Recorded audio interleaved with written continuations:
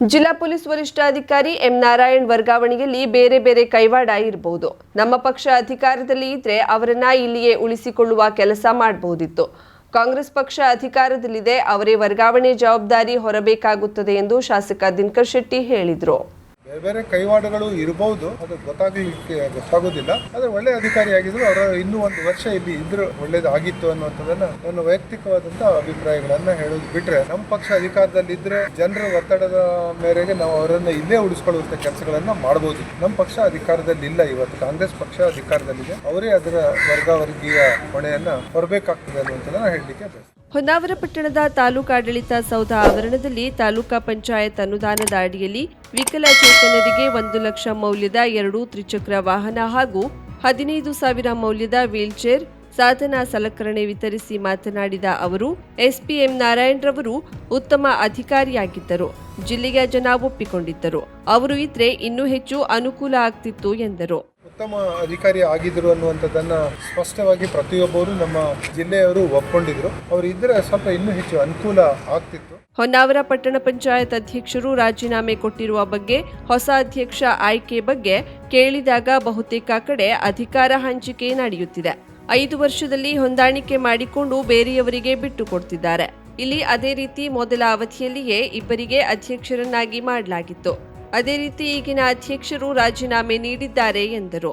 ಪಕ್ಷ ನಿರ್ಣಯ ಮಾಡ್ತದೆ, ಯಾಕಂತ ಹೇಳಿದ್ರೆ ಅಧ್ಯಕ್ಷ ಆಗಬೇಕಾದ್ರೆ ಪ್ರತಿ ಸಾರಿನೂ ನಾವು ಹಿಂದೂ ಶಿವರಾಜ್ ಮೇಸ್ತಾ ಅಧ್ಯಕ್ಷ ಆಗಬೇಕಾದ್ರೆ ಮತ್ತು ಅದಕ್ಕಿಂತ ಹಿಂದೆ ಭಾಗ್ಯ ಲೋಕೇಶ್ ಪ್ರತಿ ಹಂತದಲ್ಲಿ 15 ತಿಂಗಳ 20 ತಿಂಗಳ ಮಾಡುವಂಥದ್ದು ಇವತ್ತು ಎಲ್ಲ ಕಡೆನೂ ನಡೀತಾ ಇದೆ. ಮೇಯರ್ ಸಹ ಆ ರೀತಿ ಮಾಡ್ತಾರೆ. ಕುಮಟಾದಲ್ಲೂ ನಾವು ಕುಮಟಾ ಪುರಸಭೆಯಲ್ಲಿ ಒಬ್ಬರಿಗೆ ಇನ್ನೊಂದು ಅರ್ಧ ಇನ್ನೊಬ್ಬರಿಗೆ ಅವಕಾಶವನ್ನು ಕೊಟ್ಟಿದ್ವಿ. ಆ ರೀತಿಯ ಒಂದು ಅವಕಾಶ ಎಲ್ಲರಿಗೂ ಸಿಗಲಿ ಅನ್ನುವಂಥ ಉದ್ದೇಶದಿಂದ ನಾವು ಆ ಸಂದರ್ಭದಲ್ಲಿ ಮಾತಾಡ್ಕೊಂಡಿದ್ವಿ. ಆ ಪ್ರಕಾರ ಇವತ್ತು ಅಧ್ಯಕ್ಷರು ಬಹಳ ಒಳ್ಳೆ ಮನಸ್ಸಿನಿಂದ ರಾಜೀನಾಮೆಯನ್ನು ಕೊಟ್ಟಿದ್ದಾರೆ. ಪಟ್ಟಣದ ಬಸ್ ನಿಲ್ದಾಣದ ರಸ್ತೆ ದುರಸ್ತಿ ಬಗ್ಗೆ ಕೇಳಿದಾಗ, ಮಳೆ ಪ್ರಾರಂಭ ಆಗಿರೋದ್ರಿಂದ ಕಾಂಕ್ರೀಟ್ ಹಾಕಲು ಆಗ್ತಿಲ್ಲ, ಡಾಂಬರ್ ಹಾಕಲು ಡಾಂಬರ್ ಪ್ಲಾಂಟ್ ಬಂದಾಗಿದೆ. ಮಳೆ ಮುಗಿದ ನಂತರ ರಸ್ತೆ ದುರಸ್ತಿ ಮಾಡ್ತೇವೆ ಎಂದರು. ಸರ್ಕಾರ ಅನೇಕ ಯೋಜನೆ, ಅನೇಕ ಕಾರ್ಯಕ್ರಮ ರೂಪಿಸಿದಂತೆ ವಿಕಲಚೇತನರಿಗೆ ಉಚಿತವಾಗಿ ವಾಹನ ಕೊಡುವ ಯೋಜನೆ ರೂಪಿಸಿದೆ. ತಾಲೂಕಾ ಪಂಚಾಯತ್ 5% ಅನುದಾನದಲ್ಲಿ ವಿಕಲಚೇತನರಿಗೆ ತ್ರಿಚಕ್ರ ವಾಹನ ಮತ್ತು ಸಾಧನ ಸಲಕರಣೆಯನ್ನ ಉಚಿತವಾಗಿ ವಿತರಣೆ ಮಾಡಿದ್ದೇವೆ.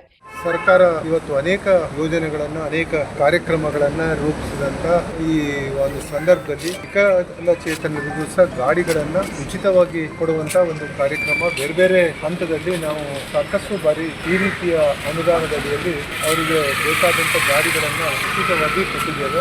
ಈ ಸಾರಿ ಬಹುಶಃ ಬಹಳಷ್ಟು ಕಡಿಮೆ ಅಂತ ಅನಿಸ್ತಾ ಇದೆ. 5% ನಲ್ಲಿ ಕೇವಲ 3 ಗಾಡಿ ಅಷ್ಟೇ ಇವತ್ತು ಕೊಡ್ತಾ ಇದ್ದೇವೆ. ಏನೇ ಸಮಸ್ಯೆ ಉಂಟಾದ್ರೂ ಅಧಿಕಾರಿಗಳನ್ನ ಸಂಪರ್ಕ ಮಾಡಿ ಎಂದರು. ಕೇಂದ್ರ ಸರ್ಕಾರ 1 ವಾರದಲ್ಲಿ ತಾಲೂಕಿಗೆ 50ಕ್ಕೂ ಹೆಚ್ಚು ತ್ರಿಚಕ್ರ ವಾಹನ ವಿತರಣೆ ಮಾಡಲಿದೆ. ಸಂಸದರು, ನಾನು, ಅಧಿಕಾರಿಗಳು ಸೇರಿ ವಿತರಣೆ ಮಾಡಲಿದ್ದೇವೆ ಎಂದರು.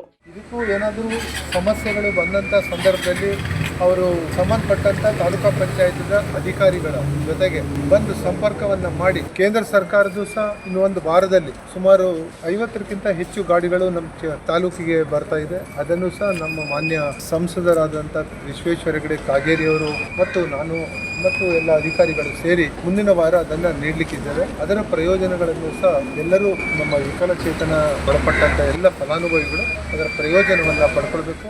ಈ ಸಂದರ್ಭದಲ್ಲಿ ತಹಶೀಲ್ದಾರ್ ಪ್ರವೀಣ್ ಕರಾಂಡೆ, ಮಂಡಲಾಧ್ಯಕ್ಷ ಮಂಜುನಾಥ್ ನಾಯ್ಕ್, ಬಿಜೆಪಿ ನಗರ ಅಧ್ಯಕ್ಷ ಉಮೇಶ್ ಸಾರಂಗ, ಪ್ರಮುಖರಾದ ಯೋಗೇಶ್ ಮೇಸ್ತಾ, ಶಿವರಾಜ್ ಮೇಸ್ತಾ, ವಿಜು ಕಾಮತ್, ಉಲ್ಲಾಸ್ ನಾಯ್ಕ್, ಸುಭಾಷ್ ಹರಿಜನ, ಎನ್ಎಸ್ ಹೆಗಡೆ ಹಾಗೂ ತಾಲೂಕ್ ಪಂಚಾಯತ್ ವ್ಯವಸ್ಥಾಪಕ ರಾಮ ಭಟ್, ತಾಲೂಕಾ ಪುನರ್ವಸತಿ ಕಾರ್ಯಕರ್ತೆ ಶೈಲಾ ನಾಯ್ಕ್ ಹಾಗೂ ಗ್ರಾಮೀಣ ಪುನರ್ವಸತಿ ಕಾರ್ಯಕರ್ತರು ಹಾಜರಿದ್ದರು.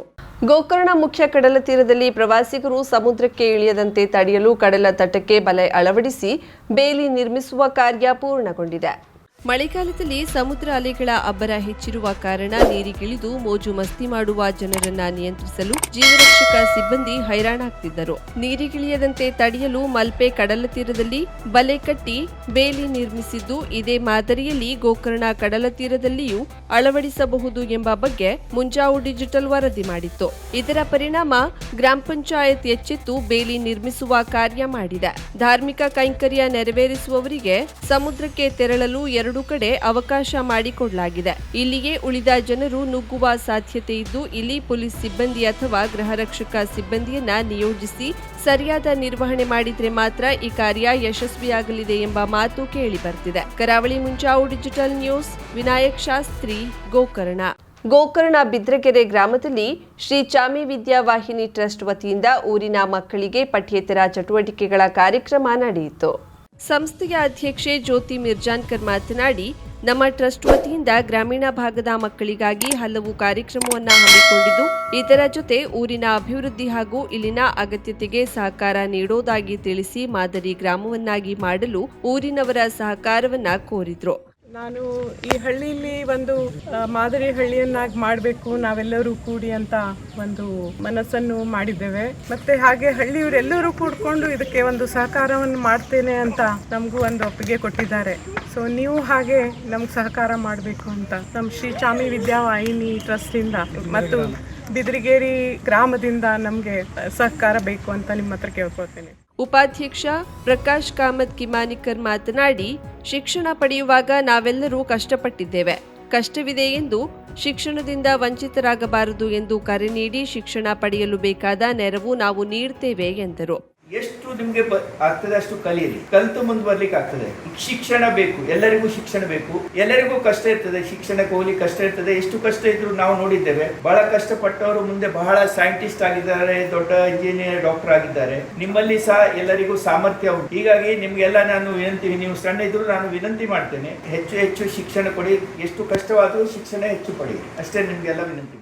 ಇದಕ್ಕೂ ಮೊದಲು ಗ್ರಾಮದೇವರಾದ ಗುಡ್ಡೆ ಹೊನ್ನಪ್ಪ ಮಂದಿರಕ್ಕೆ ತೆರಳಿ ಪೂಜೆ ಸಲ್ಲಿಸಿದ್ರು. ಸಭಾ ಕಾರ್ಯಕ್ರಮದ ನಂತರ ಮಕ್ಕಳಿಗೆ ಶ್ಲೋಕ ಪಠಣ, ಆಟ ಮತ್ತಿತರ ಚಟುವಟಿಕೆ ನಡೆಯಿತು.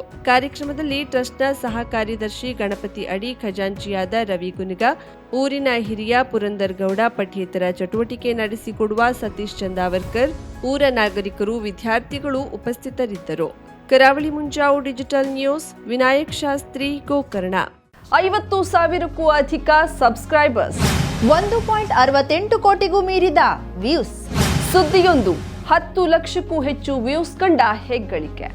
ವಸ್ತುನಿಷ್ಠ ಮತ್ತು ಖಾತ್ರಿಯಾದ ವರದಿಗಾರಿಕೆ. ಉತ್ತರ ಕನ್ನಡದ ಅತಿ ಹೆಚ್ಚು ಸಬ್ಸ್ಕ್ರೈಬರ್ ಹೊಂದಿರುವ ಯೂಟ್ಯೂಬ್ ಚಾನೆಲ್ ಕರಾವಳಿ ಮುಂಜಾವು ಡಿಜಿಟಲ್ ವೀಕ್ಷಕರಿಗೆ ಧನ್ಯವಾದ. ಇನ್ಮುಂದೆ ಸುದ್ದಿಯಲ್ಲ ಮತ್ತಷ್ಟು ಸೊಗಸು. ನಿಮ್ಮಲ್ಲಿಯ ಸಭೆ ಸಮಾರಂಭ, ಅಂಗಡಿ, ವ್ಯಾಪಾರ ಮಳಿಗೆಯ ಸಹಕಾರಿ ಸಂಸ್ಥೆಯ ಶುಭಾರಂಭದ ಕಾರ್ಯಕ್ರಮಗಳ ವಿಸ್ತೃತ ವಿಡಿಯೋ ಸುದ್ದಿ. ಸಂಪರ್ಕಿಸಿ ನಮ್ಮ ಕರಾವಳಿ ಮುಂಜಾವು ಡಿಜಿಟಲ್ ಪ್ರತಿನಿಧಿಗಳನ್ನ.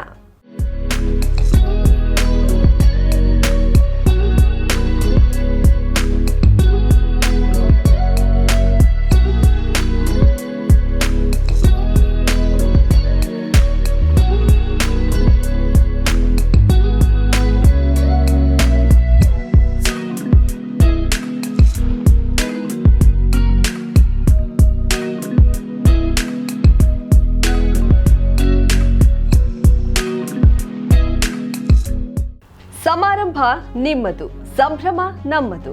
ನೋಡ್ತಾ ಇರಿ ಕರಾವಳಿ ಮುಂಜಾವು ಡಿಜಿಟಲ್.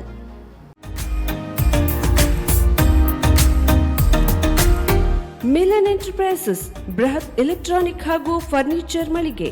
ಉತ್ತರ ಕನ್ನಡ ಜಿಲ್ಲೆಯಲ್ಲೇ ಅತಿ ಹೆಚ್ಚು ಮಳಿಗೆಗಳನ್ನ ಹೊಂದಿರುವ, ಅತಿ ಹೆಚ್ಚು ಸಂತೃಪ್ತ ಗ್ರಾಹಕರನ್ನ ಹೊಂದಿರುವ ಮೂಲಕ ಹೆಗ್ಗಳಿಕೆಗೆ ಪಾತ್ರವಾಗಿರುವ ಏಕೈಕ ಸಂಸ್ಥೆ ಮಿಲನ್ ಎಂಟರ್ಪ್ರೈಸಸ್.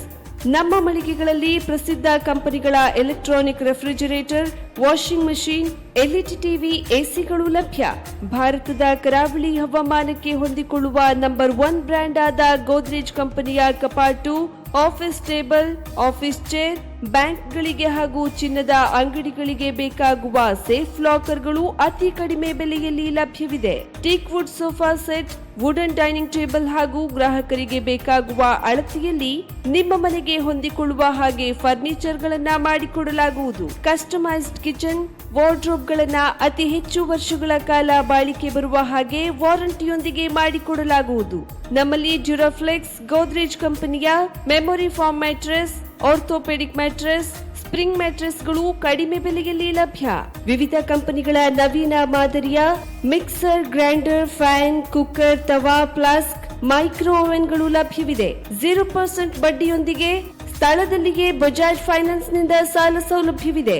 ಮಿಲನ್ ಎಂಟರ್ಪ್ರೈಸಸ್ನಲ್ಲಿ ಖರೀದಿ ಮಾಡುವ ಗ್ರಾಹಕರಿಗೆ ಡಿಸ್ಕೌಂಟ್ ಮತ್ತು ಗಿಫ್ಟ್ ಜೊತೆಗೆ ಪ್ರತಿ 2,000 ರೂಪಾಯಿಗಳ ಖರೀದಿಗೆ ಒಂದು ಬಂಪರ್ ಲಕ್ಕಿ ಡ್ರಾ ಕೂಪನ್ ನೀಡಲಾಗುವುದು. ಈ ಲಕ್ಕಿ ಡ್ರಾನಲ್ಲಿ 7 ಲಕ್ಷದವರೆಗೆ ಬಹುಮಾನ ಗೆಲ್ಲುವ ಅವಕಾಶ ನಿಮ್ಮದಾಗಿರುತ್ತದೆ. ಲಕ್ಕಿ ಡ್ರಾದಲ್ಲಿ 1 ಕಾರ್, 2 ಬೈಕ್ ಮತ್ತು ರೆಫ್ರಿಜಿರೇಟರ್, ವಾಷಿಂಗ್ ಮಷಿನ್ ಸೇರಿದಂತೆ 30 ಲಕ್ಕಿ ಗ್ರಾಹಕರಿಗೆ ಬಹುಮಾನ ಗೆಲ್ಲುವ ಅವಕಾಶ.